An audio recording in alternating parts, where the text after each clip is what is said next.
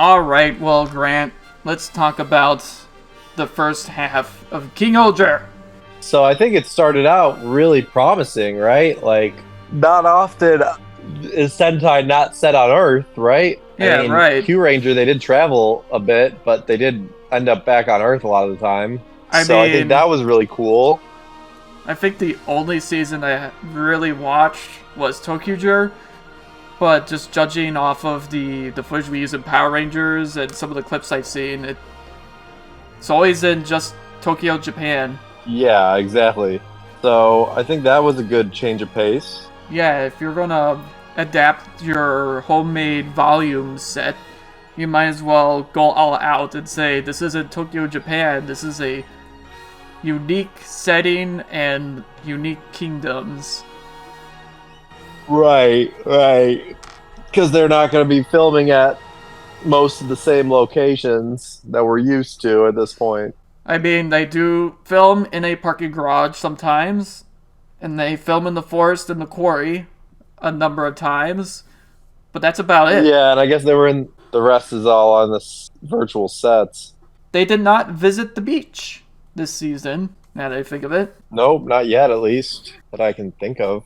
Well, at the very least, I don't think we'll be visiting the beach in the second half. Probably not. But it started really strong. I liked most of the cast. I wasn't sure if I was going to like Gira that much, but he's not the worst of the loud, obnoxious red Sentai heroes. I think what makes him tolerable is his loud, I'm gonna take over the kingdom personality is an act, just to make him look strong, I guess. And since we're talking about the beginning, it's interesting how the Rangers are these kings that kind of just don't get along. They don't act like a team at all at first. I think one episode they're even fighting over who has Gira in their possession too, right? Right. But yeah, Gira's kind of grown on me, but I really like the rest of the cast. Oh, I also wasn't really sure if I was going to like Yellow that much, but I actually do like her a lot. Himeno? I was the same way too, but she's my favorite as well, just because they put her in a lot of winning situations where it's like, if she was any other ranger, she would be the extra ranger just because of how successful she is, not only in combat, but then also just in an argument as well. Right. She's like definitely the most like princessy of the bunch. She's the But most. she's not. She's the most royal of the bunch, but at the same time, she's the smartest in the group. Rita's pretty smart, but Yeah, she and also has Blue like Ranger. Rita has like an obsession for that toy in that TV series. Mafun, Yep. which I kind of like. You know, she's not just like this like brooding character. Like there's like, you know, gives her some multi dimensions to her. It gives her some comedy. And when she lets out those screams once in a while, it's always funny. I like Ratcliffe because you kind of feel like he's the villain. So he's not like the traditional villain in a sense, like you would think of Lord Deathrock and them. Typically, he would be like the villain throughout the whole season, and if not, get defeated and get replaced by another villain if this was any other typical Super Sentai. Well, he did kind of. Yeah. But yeah. I mean, he got replaced by a different villain 2 years later.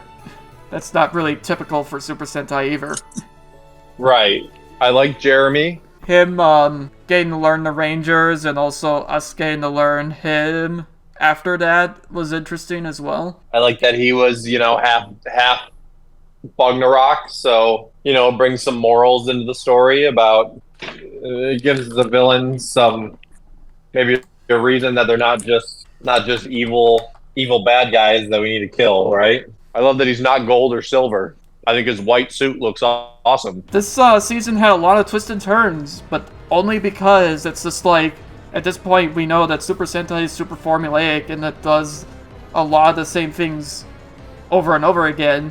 But this season's like, it's still gonna be familiar, but we're not gonna do everything that we normally did in the past. And I think last year's show kind of did that too. Don Brothers, you know, since the last anniversary season, I think, you know, this 4 or 5 season stretch is already, you know, at least these two going into it, like, starting off pretty strong.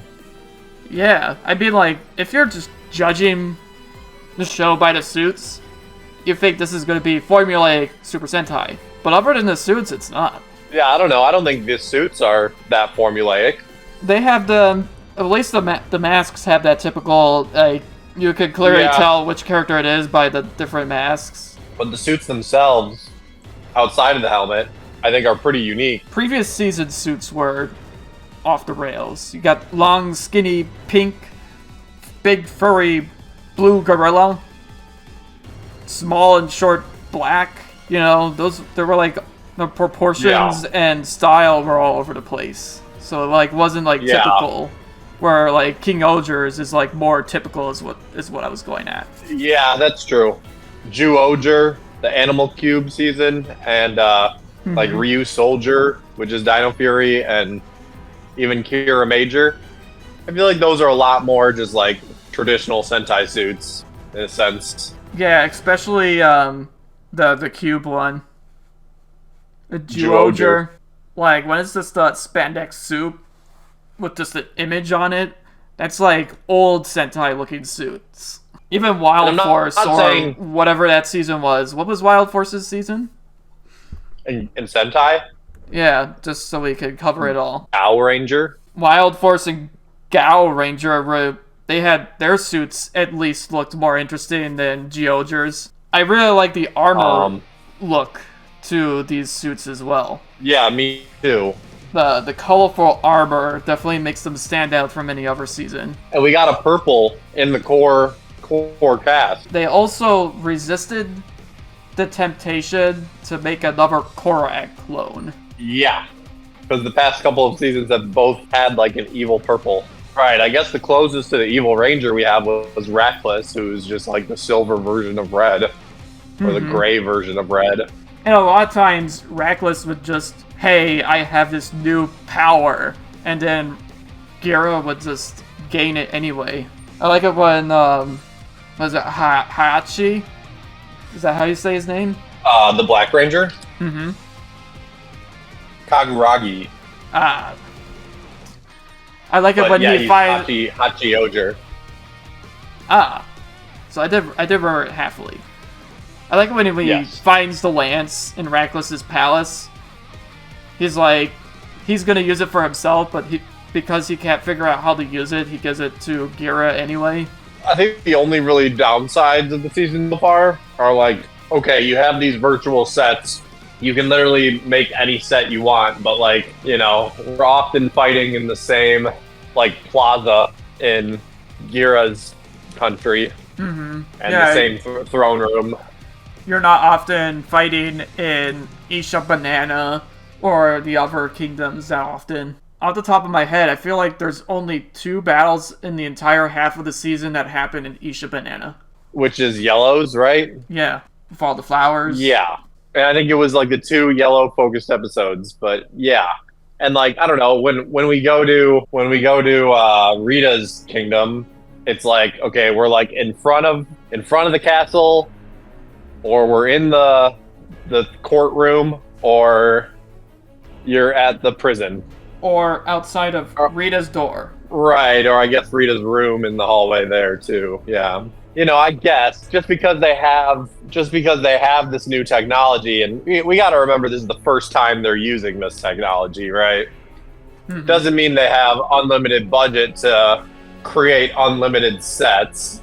At the very least, even though probably Star Wars does it better, and even then people are complaining about how Star Wars uses it so often, I'd say it's not the worst example of it. Like, at least at the beginning, it was like, the CGI looks bad, but the application isn't bad yet. In King-Ohger? Yeah. Yeah, I'd agree. It's, when we get closer to the middle, is when the volume in King-Ohger starts to fall apart. Yeah, I mean, it's just, you know, there hasn't been a lot of, like, new... Well, like... virtual sets, you know, in the past 10 episodes or whatever. The illusion starts to break.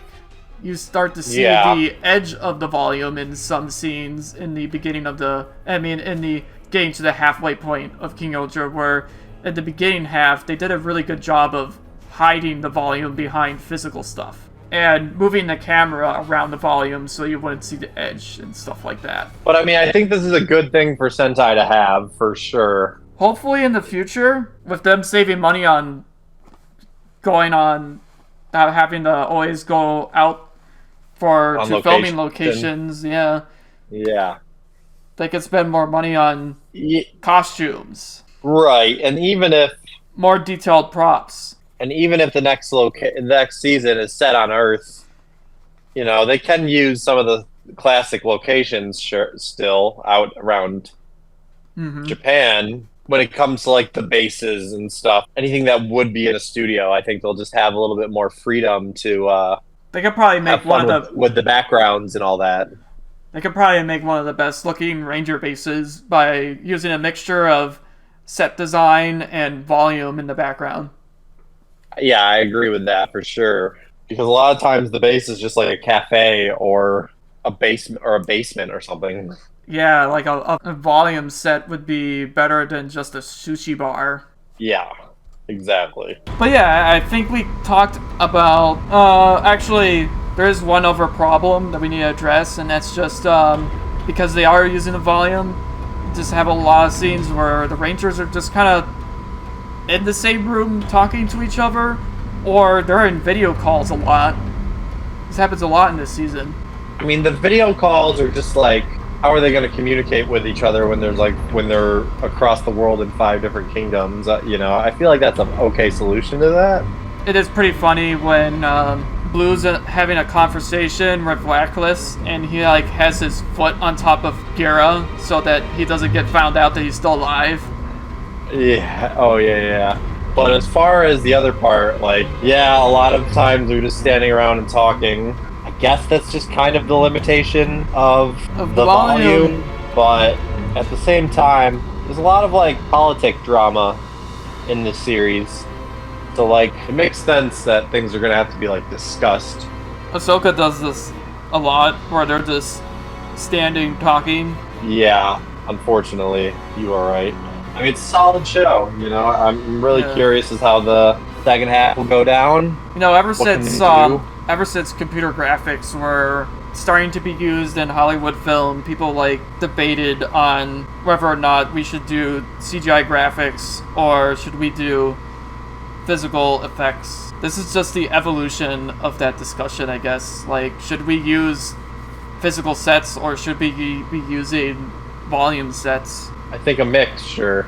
It's cool that you can simulate a giant environment with the volume, but it's just better to have a giant set location that already has that sense of scope and scale, where it's like, you should save your volume for small cramped places. I agree with that.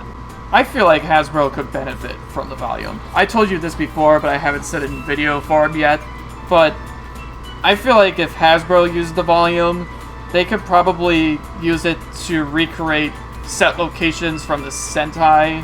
Hopefully they could do like something like that and make better base sets using the volume, like we said that they could do for Super Sentai. If they could at least do that, you could probably see hopefully a quality bump with Hasbro's Power Rangers seasons, if they could do something like that. And we're not even sure if they're going to be doing Super Sentai, so... Right. They could probably just do it for small scenes and the base scenes, if that's the case, if they're not using Sentai footage anymore. But I'm sure every production, you know, could benefit from having a volume-like technology and, you know, not have to use traditional green screens anymore. Yeah, even a show like a 1920s detective film. It's just like, you could use the volume in, like, let's say, the detective's office. You have a physical office and fake walls, and then beyond the walls, behind the window, is a volume set with the environment of the 1920s. You could imply it, it's stuff like that. It doesn't have to be sci-fi. But yeah, let's do our overall thoughts on King-Ohger now. At this halfway through point, at least. 4 out of 5, I think, for me. You know, like, it's fresh. I think it's different. I mean, it's not perfect. I'm just really curious. I like that this second half decided to shake things up, but I just really want to see how how they go from here and how they make it feel different than the first half, besides just new villains. I'd say I'd go 4 out of 5 too.